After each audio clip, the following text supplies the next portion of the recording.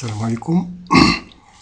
On va continuer les solutions de transformés de Fourier, la série de transformés de Laplace et de Fourier. Alors, vous voyez bien là, le premier exercice, ou bien l'exercice de transformés de Fourier. On donne une fonction qui s'appelle pi de t, qui est égal à 1 sur moins 1 demi plus 1 demi, 0 ailleurs.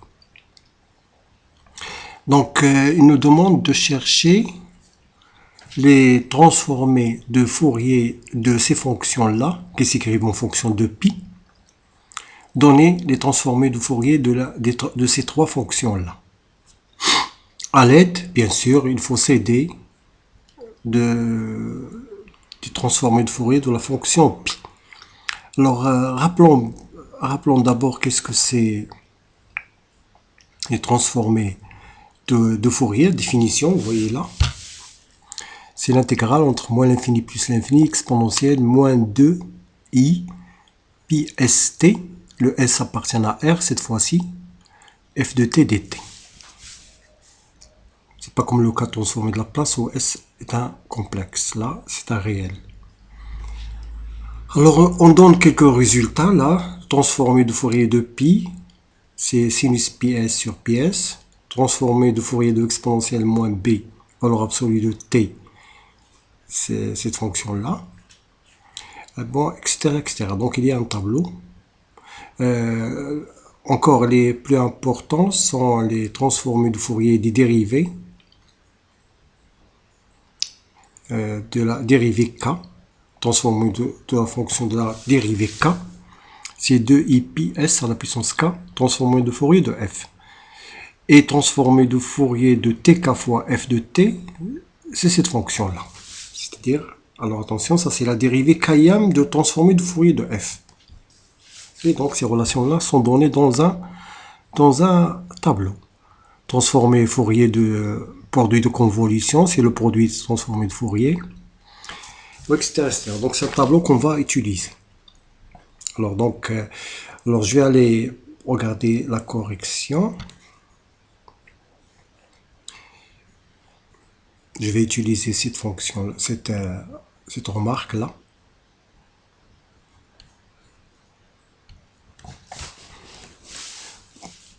Bon, sachant que transformé de Fourier de la fonction f au point oméga t, c'est l'inverse qui se produit, c'est 1 sur oméga, transformé de Fourier de f au point s sur oméga.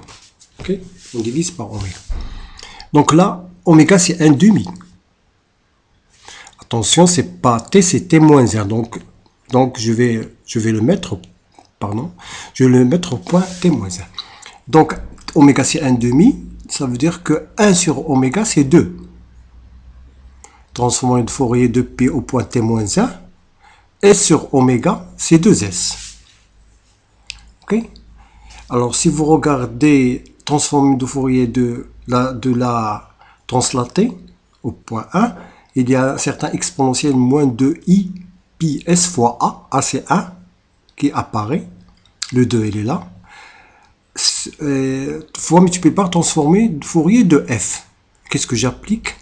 Alors, je vais regarder qu'est-ce que j'applique. J'applique cette définition-là. Regardez là. Transformé de Fourier de f au point t moins a, c'est exponentiel moins 2i pi s a. Voilà le a qui apparaît là, fois transformé de Fourier de f.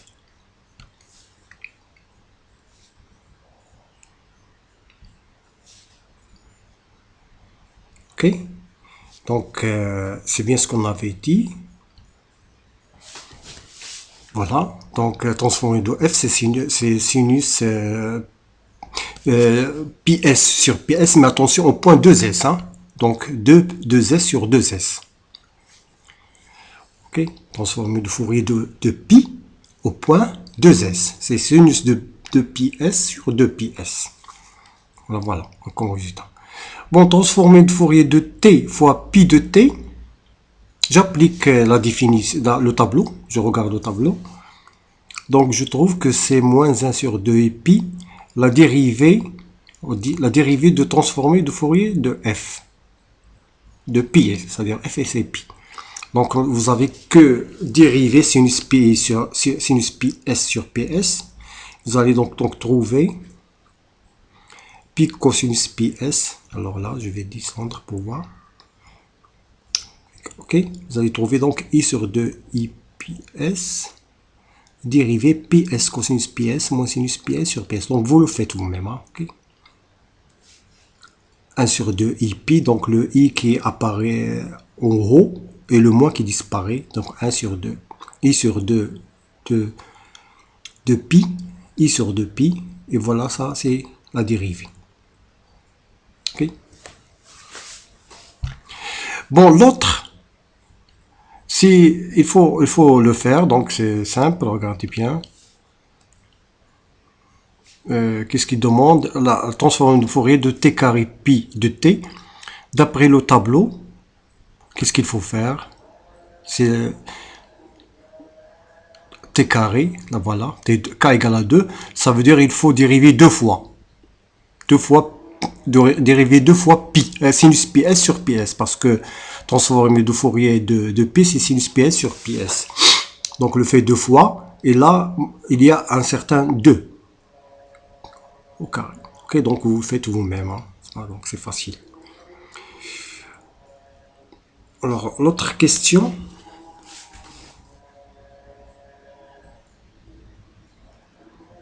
L'autre question, on vous donne la fonction triangle qui est égale à 1 moins valeur absolue de t, si t appartient à moins à 1, et 0 sinon. Calculez la dérivée de cette fonction triangle. Ou bien fonction lambda, je ne sais pas comment, chacun comment il l'appelle. Et trouver la dérivée de cette fonction à l'aide de la fonction de porte pi. Ok. Alors, on va regarder. Qu'est-ce que c'est lambda en détail? Lambda, c'est 0 si t est inférieur à moins 1, parce que, et 1 moins 1 plus t, parce que la valeur absolue de t est égale à moins t si t est négatif. 1 moins t si t compris entre 0 et 1, parce que la valeur absolue de t est égale à t. Et 0 si t plus grand que 1. Si je calcule les dérivées, ça me donne donc la 0, la 1, la moins 1 et la 0. Alors là, c'est pas tout à fait évident, mais la question qui doit être posée de cette façon-là, montrer que la dérivée lambda prime de t, celle-ci, est égale à pi de t plus 1 demi moins pi de t moins 1 demi, quel que soit t. Ok, normalement la question doit être posée de cette façon-là, on ne peut pas le voir facilement.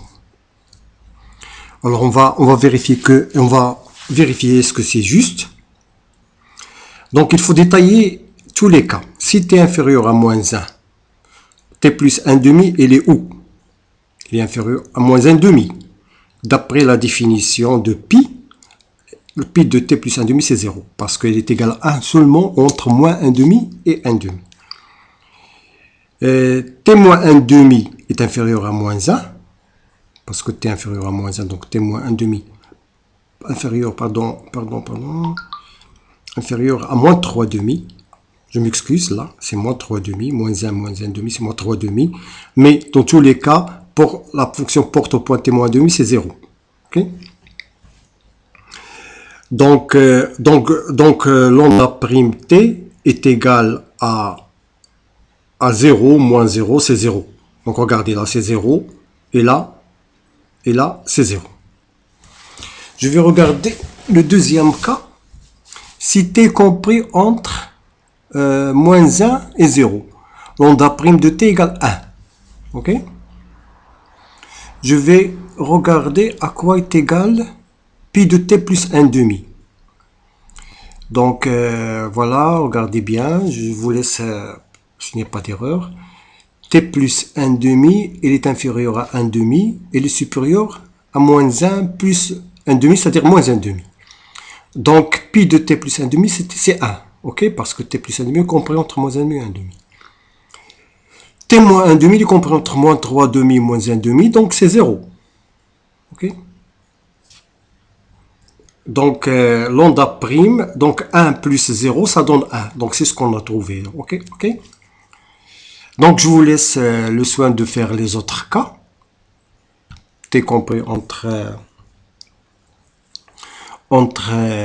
0 et 1. Vous allez trouver que c'est la même chose. Okay.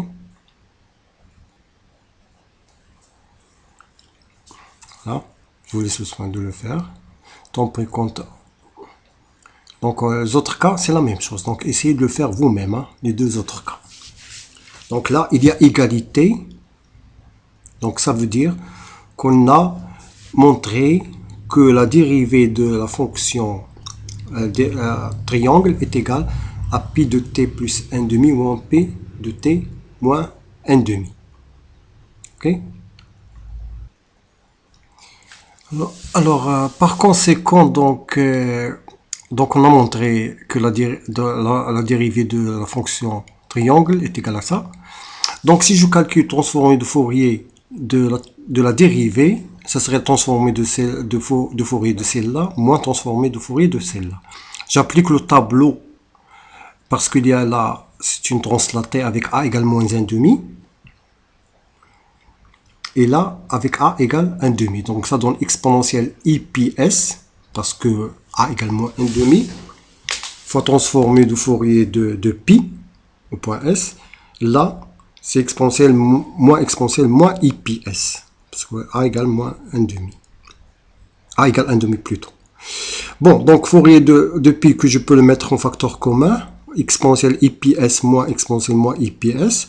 Donc, la partie réelle disparaît, ça reste donc ce que la partie conjuguée de fois 2 et sinus ps sur fois transformée de Fourier de pi, qui est égal sinus ps sur ps. Donc j'obtiens sinus carré ps sur ps fois 2i.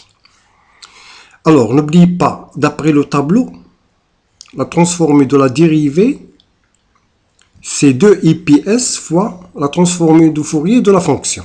Ok, si vous regardez le tableau, donc si je regarde le tableau encore, donc regardez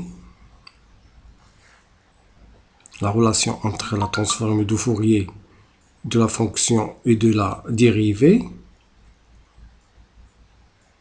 Là voilà. Donc transformée de Fourier de la k égale 1 de la dérivée de f égale 2ips fois transformée de Fourier de pi. De Fourier de f qui est égal dans notre cas pi. Donc là, j'ai terminé parce que ça veut dire que transformé de Fourier de la fonction delta est égal à transformé de Fourier de delta prime sur 2ips. Je remplace par sa valeur, j'obtiens donc sinus carré ps sur pi carré s. Okay. Je divise par 1. Voilà.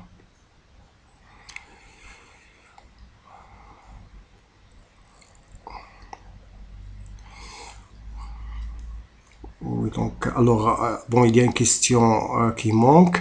Je reviens. Je regarde. La question, c'est vérifier que la fonction delta ou bien la fonction triangle est égale produit de convolution de P avec lui-même.